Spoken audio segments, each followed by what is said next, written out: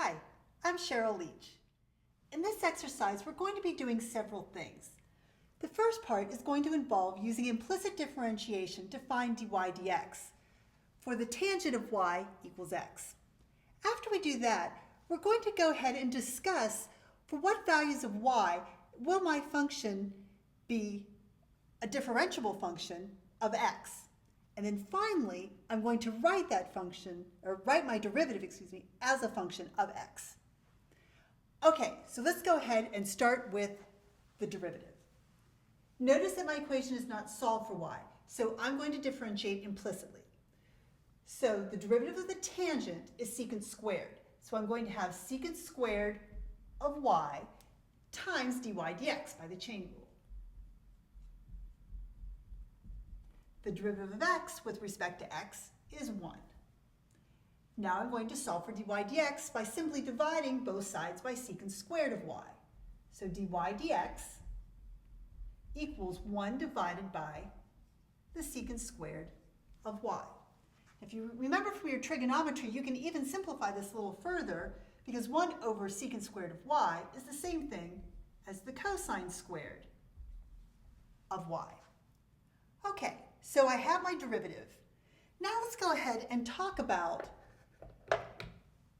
the largest interval, and it's either going to be of the form from negative a to positive a, or from 0 to a, I have to make that decision, such that y is a differentiable function of x. All right, so if I think of y as a function of x, usually I think of y being equal to something in terms of x, and that's not the way my equation was given to me. So let's think about this a little bit. I have drawn here the graph that corresponds to y, the tangent of y equals x. And you'll see that the y values can go anywhere from negative pi over 2 to positive pi over 2. Well, what would happen if I tried, say, y equals pi, for instance?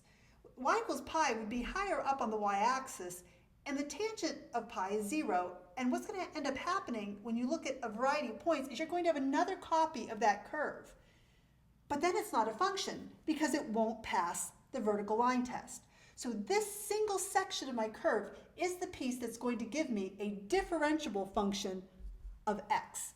And so, of my two choices, this is the interval that I want to use because y is going to go from minus pi over 2 to positive pi over 2.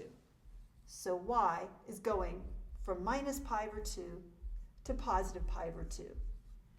On that interval, you can see that my function is going to be differentiable. You can find tangent lines at each point along that interval. Okay. The next thing I would like to do is write my derivative as a function of x. Well, I have a couple of different forms for my derivative, and I'm going to use the very first form that I came up with. I'll start out with dy dx being equal to 1 over secant squared of y. Okay, so if you remember from your trigonometry, there's a Pythagorean identity that will tell you that the secant squared of any angle is the tangent squared of that angle plus 1. So I'm going to rewrite this as 1 over tangent squared y plus 1. Now, why was that helpful? Well, take a look at the tangent squared of y. I know that the tangent of y equals x. So I can replace tangent squared with an x squared. And I have 1 over x squared plus 1. Now I have my derivative all expressed in terms of x. I hope that was helpful. Thanks.